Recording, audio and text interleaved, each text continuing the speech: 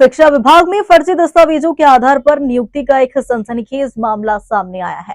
साजा विकासखंड ग्राम करमू के प्राथमिक विद्यालय में पदस्थ शिक्षक द्विवेदी राजपूत पर आरोप है कि उन्होंने नकली दस्तावेज लगाकर शिक्षक की नौकरी हासिल की।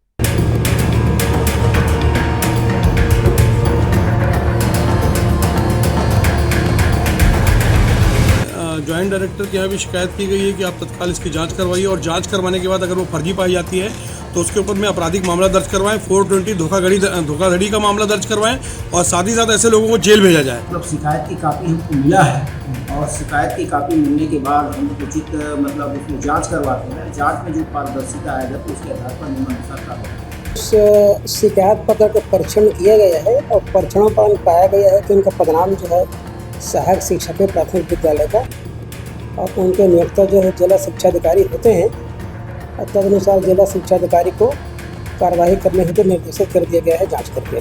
मेरे पास तो सब क्लियर है। सबसे चौंकाने वाली बात, विभाग ने वर्षों तक इन दस्तावेजों की जांच ही नहीं की, जिससे पूरा मामला अपनी जड़ से विभागीय लापरवाही की ओर इशारा करता है। इस गंभीर प्रकरण को लेकर छत्तीसगढ़ छात्र पालक संघ के प्रदेश अध्यक्ष नजरुल खान ने संयुक्त संचालक दुर्ग संभाग व जिला शिक्षा अधिकारी बेमेतरा को विस्तृत शिकायत सौंपी है। नमस्कार, मैं हूं ईश्वर साहू, आप देख रहे हैं बीटी न्यूज। इस वक्त हम बेमेतरा जिला के ग्राम करमू में है और करमू में एक ऐसा मामला आया है। पालक संघ का जो प्रदेश अध्यक्ष है, एक शिक्षिका के ऊपर जो है ये शिकायत दर्ज किया है कि उनका फर्जी तरीके से उनकी जो है ज्वाइनिंग हुई है। हम उस मुद्दे में बात करना चाहेंगे और हमारे साथ हम आज उस गांव में है, जैसे कि मैं दिखा देता हूं विजुअल में, शासकीय प्राथमिक शाला करमू में जो मैडम पदस्थ हैं, यही हम लोग आए हैं और इसकी जानकारी लेते हैं कि सच्चाई क्या है। आइए हम लेके चलते हैं। जो राजपूत मैडम है, जिनके ऊपर जो है शिकायत दर्ज किया गया है, जिनके ऊपर बताया जा रहा है कि फर्जी दस्तावेज से जो है इनकी ज्वाइनिंग हुई है और इनके पास जो है कंप्लीट दस्तावेज नहीं है। उसमें आला अधिकारियों से भी हम बात करेंगे, शिक्षा मंत्री से भी हम बात करेंगे और डीओ, बीओ और जेडी सर से भी हम बात करेंगे। उससे पहले हम उस शिक्षिका से बात कर लेते हैं जिनके ऊपर जो है ये आरोप लगा हुआ है। मैडम, थोड़ा सा आप बताएंगे कि आपके ऊपर एक गंभीर आरोप लगा हुआ है। एक गंभीर आरोप लगा है कि आप फर्जी दस्तावेज लेके जो है यहाँ पे ज्वाइनिंग हुई है, आपका टीचरशिप हुआ है। इसमें आप क्या कुछ कहेंगे? मेरा तो डॉक्यूमेंट सही है जी। आपकी ज्वाइनिंग कब हुई थी? 2008। और आपने डिग्री कब लिया था? 6 में आपने डिग्री ले लिया था। दस्तावेज आपके कंप्लीट हो गए थे। आपकी ज्वाइनिंग कब हुई थी? 2008 में। और 2008 में पहला पदस्थ कहाँ थी आप? पीएस दर्री। लेकिन यहाँ पे प्रदेश अध्यक्ष जो है, पालक संघ का प्रदेश अध्यक्ष का कहना है कि आपने फर्जी दस्तावेज के साथ में ज्वाइनिंग किया है। उसमें क्या कुछ कहना चाहेंगे? मेरा डॉक्यूमेंट सही है, पता नहीं वो कैसे बोल रहे हैं सर प्रदेश अध्यक्ष। अगर डॉक्यूमेंट्स अगर दिखाना रहेगा तो आप दिखा सकती हैं। हाँ, दिखा सकती हूँ जी। तो ये थे करमू गांव के जो टीचर जिनसे हमने बात किया और इनके पास सारे दस्तावेज हैं और वो दिखाने की भी बात कर रही है। नजरुल खान का आरोप है कि विभाग ने शुरू से ही दस्तावेजों की ठीक से जांच नहीं की। स्क्रीनिंग और वेरिफिकेशन की प्रक्रिया में स्पष्ट लापरवाही हुई। फर्जी दस्तावेजों के बावजूद उम्मीदवार को नौकरी दे दी गई, जो सवाल खड़े करता है। संघ ने मांग की है कि राजपूत के सभी दस्तावेजों की तत्काल जांच की जाए। फर्जी पाए जाने पर सख्त विभागीय व कानूनी कार्रवाई की जाए और इस पूरे प्रकरण में जिन अधिकारियों की लापरवाही सामने आई है, उनके खिलाफ भी जवाबदेही तय की जाए। सूत्रों के अनुसार शिकायत मिलने के बाद विभाग में हलचल तेज है, लेकिन कार्रवाई अब तक शुरू नहीं की गई, जो सवालों के घेरे में है। यह मामला इस बात का बड़ा उदाहरण बन गया है कि विभागीय निगरानी कमजोर पड़ते ही फर्जी दस्तावेजों का खेल कितनी आसानी से चल रहा है। फर्जी दस्तावेज, लापरवाह विभाग और शिक्षक जैसी जिम्मेदार पोस्ट पर सवालिया नियुक्ति, यह सिर्फ एक केस नहीं है, यह उस सिस्टम की पोल खोलता है जिस पर बच्चों का भविष्य टिका है।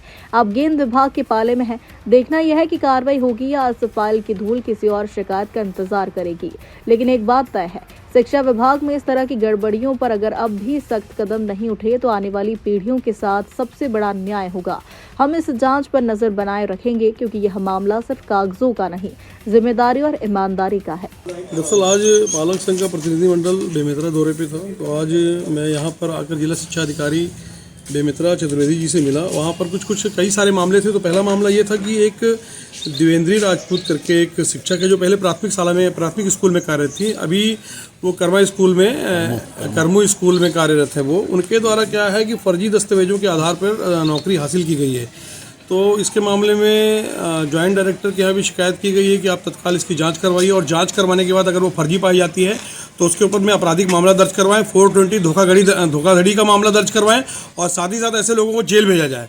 और जितना शासन के इन्होंने पेमेंट के तौर पे आहरण लिया हुआ है, पैसा लिया है, उस पैसे को ब्याज के सहित इनसे वसूला जाए, क्योंकि ये लोग जो हैं इस तरीके से फर्जी दस्तावेजों के आधार पर जो लोग भी नौकरी हासिल किए हुए हैं उनकी वजह से जो लोग पात्र लोग हैं वो नौकरी से वंचित हो जा रहे हैं। तो मैं समझता हूँ कि शासन को इस मामले में ध्यान देना चाहिए और साझा विकासखंड के ऐसे कई और मामले बहुत जल्दी आपको पालक संघ उजागर करेगा और उसके संबंध में भी शिकायत की जाएगी और मीडिया के माध्यम से ये सारे मामलों को उजागर किया जाएगा। दूसरा मामला जो यहाँ का क्या बोलते हैं, एक था कि यहाँ पर जो प्राइवेट विद्यालय है ये भी मनमानी अपने मतलब इनको लग रहा है कि यहाँ शासन वासन कुछ नहीं है, शिक्षा विभाग कुछ नहीं है, अपनी मनमर्जी से फीस वसूली किए जा रहे हैं, जैसा जिसका मन चल रहा है स्कूल का संचालन कर रहे हैं। तो या तो शिक्षा का अधिकार अधिनियम जो बना हुआ है उसको खत्म कर दिया जाए, और अगर शिक्षा का अधिकार अधिनियम है तो इसका पालन हर उस प्राइवेट विद्यालय को, शासकीय विद्यालय को, सबको करना पड़ेगा, जिनकी मान्यता जो है इन्हीं शर्तों पर दी जाती है कि आप स्कूल को नो प्रॉफिट नो लॉस के आधार पर संचालित करेंगे।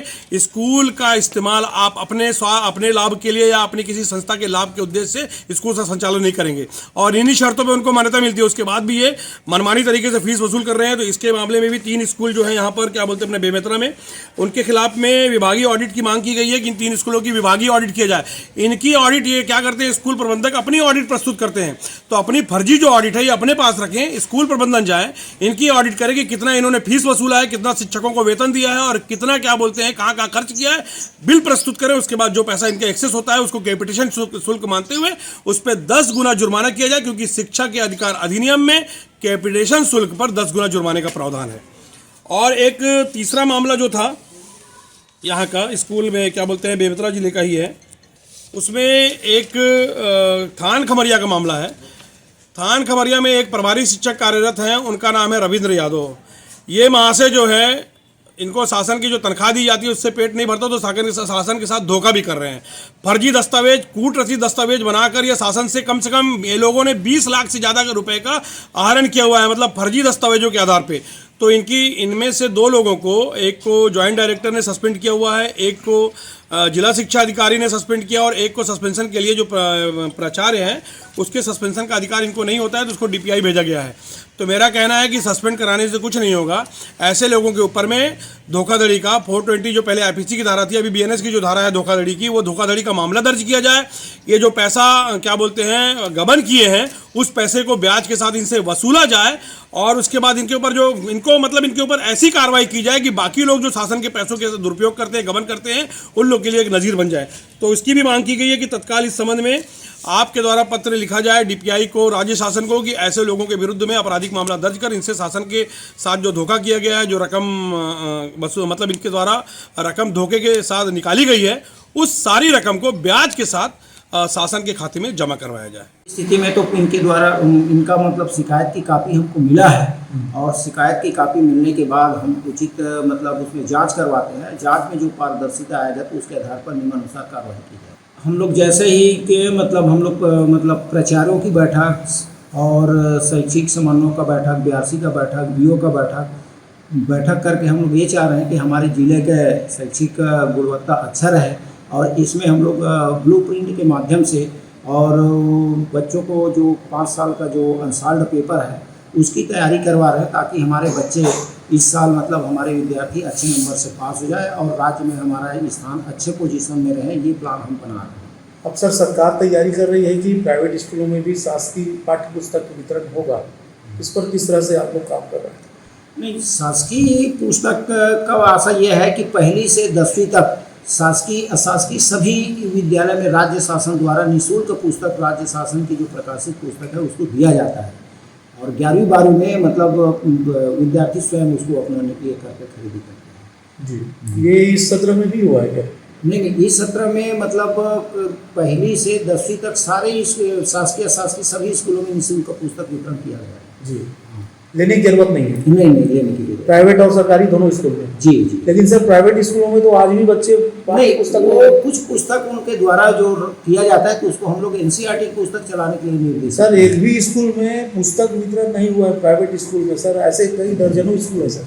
इसमें आपके संज्ञान आया कि नहीं आया आपके पास? नहीं, हम तो बैठक लेके पूरी जानकारी दे चुके हैं और ये इस तरह की कई जगह जैसे मान लीजिए आप जो बता रहे हैं स्कूल पुस्तक की कमी है, तो हमारे जिला में पुस्तक की कमी की समस्या नहीं है। कमी नहीं है साहब, लेकिन स्कूल वाले बच्चों को वितरण नहीं किया है, सारे बच्चों को। यदि इस तरह की वितरण नहीं किए हैं तो हमारा दायित्व जिला शिक्षा अधिकारी के नाते दायित्व बनता है, हम उसको वैसे स्कूलों का जाँच कराते हैं और जाँच करवा के यदि ये मतलब वास्तव में यदि पुस्तक डंप मिलता है तो हम लोग नियमानुसार उचित कार्रवाई करेंगे। उस शिकायत पत्र का परीक्षण किया गया है और परीक्षणों पाया गया है कि उनका पदनाम जो है सहायक शिक्षक है प्राथमिक विद्यालय का, और उनके नियोक्ता जो है जिला शिक्षा अधिकारी होते हैं और तदनुसार जिला शिक्षा अधिकारी को कार्रवाई करने हेतु निर्देशित कर दिया गया है जांच करके। शिकायतें आती है तो जांच के उपरांत उस पर भी कार्रवाई होती है। मेरे पास तो सब क्लियर है और फर्जी तो नहीं है। कब से हुआ है आपकी ज्वाइनिंग? 14 से। तो वहाँ पर कहाँ तो पोस्टिंग कहाँ थी आपकी? 2008 PS दर्री। आपके पास डिग्री में क्या है? मेरे पास हायर सेकेंडरी का है और D.Ed का है। D.Ed कहाँ से की है? मैं अंबिकापुर से। और शिक्षक बनने के लिए क्या क्या डिग्री चाहिए, ये जरूरत क्या पड़ती है? सब चीज़ है मेरे पास। क्या क्या है बताइए, थोड़ा सा डिटेल बताइए ताकि आम जनता भी जान सके और कहीं ना कहीं BO और DO तक भी ये जानकारी पहुंच सके। पूरा सर्टिफिकेट है मेरे पास और कौन सा हायर सर्टिफिकेट? सेकेंडरी का। हायर सेकेंडरी में टीचर क्या बना जा सकता है? उसके लिए और क्या दस्तावेज लगते हैं? D.Ed B.Ed का लगता है। तो D.Ed B.Ed आपके पास सर्टिफिकेट है? कब किए थे? 2006। 2006 में? हाँ। आपकी पोस्टिंग कब हुई थी? 2008। 2008 में। पहला कहाँ आप कार्यरत थे? दर्री। दस्तावेज आप दिखा सकती हैं? हाँ, दिखा सकती हूँ मैं। अगर ये दस्तावेज फर्जी पाया जाता है तो उसमें किस तरीके से कार्रवाई किया जाएगा, ये भी जानने वाली बात होगी। आगे की अपडेट के लिए बने रहिए। मैं ईश्वर साहू, MBT न्यूज़ से दुर्ग।